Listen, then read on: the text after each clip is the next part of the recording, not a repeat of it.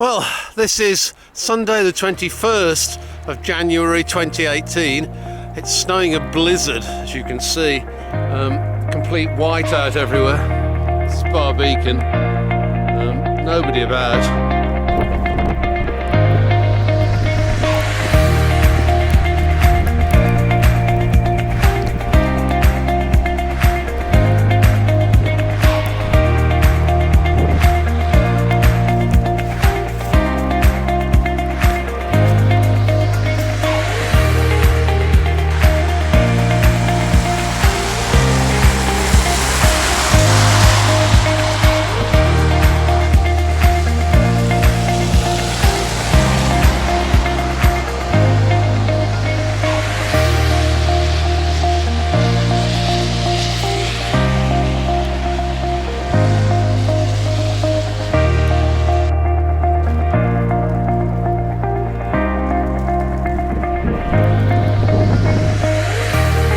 Morning.